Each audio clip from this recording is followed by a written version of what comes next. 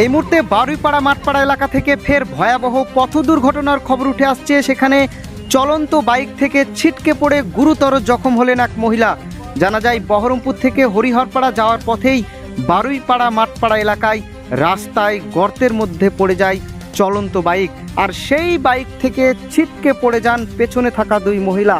বিকট শব্দে স্থানীয় বাসিন্দারা সেখানে ছুটে আসে। রক্তাক্ত অবস্থায় উদ্ধার করে প্রথমে বহরান প্রাথমিক স্বাস্থ্যকেন্দ্রে নিয়ে যায়। সেখানেই তার শারীরিক অবস্থার অবনতি ঘটলে তড়িঘড়ি মুর্শিদাবাদ মেডিকেল কলেজ হাসপাতালে পাঠানো হয়। আহত মহিলার শারীরিক অবস্থা একেবারে অবনতির দিকে।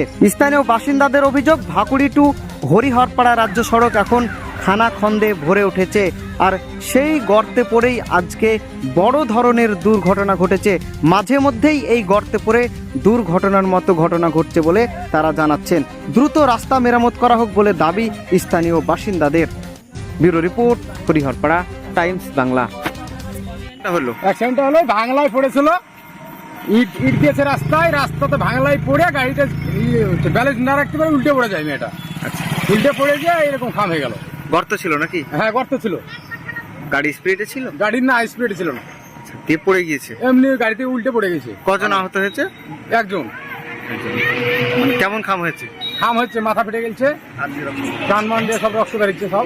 আচ্ছা, লাত মার দিয়ে। এই যে দীর্ঘদিন ধরে এই রাস্তা কিন্তু বেহাল দশা বেশ হ্যাঁ। কিছু একটা জায়গায়, কি বলবেন এই নিয়ে? রাস্তা কি করবে, রাস্তা সরকার করছে না। কোম্পানি এই রাস্তা ইট ভরে দিয়ে দিয়েছে, জায়গা জায়গা গর্ত হয়ে গেছে, রাস্তার কোনো মেরামত হয়েছে না। এই রাস্তা ইট ভরে দিয়েছে, ইটে আরো ক্ষয়ক্ষতি হয়েছে মানুষের। মাঝে মধ্যে তো দুর্ঘটনা হ্যাঁ, ঘটছে। মাঝে মধ্যে এই যে যত গাড়ি আছে মোটরসাইকেল হরাম করে পড়ছে, পড়ে উল্টে লাগবাজি খাচ্ছে সব। হরিহরপাড়া টু ভাকুড়ি এই যে রাজ্য সড়কে বেশ কয়েকটা জায়গায় এইভাবে গর্ত হয়ে আছে। হ্যাঁ, অনেক গর্ত। হরিহরপাড়া থেকে আপনার একবার এই পর্যন্ত চলে গেল, সোমা পর্যন্ত একই রাস্তা। রাস্তা কোনো মেরামতি নাই। দিয়ে ওই মহিলাকে আপনারা উদ্ধার করে হাসপাতালে হ্যাঁ, পাঠিয়েছেন? উদ্ধার হসপিটালে বড়ানো পাঠিয়ে দিয়েছি। কি নাম আপনার? আমার নাম আরিফুল শেখ।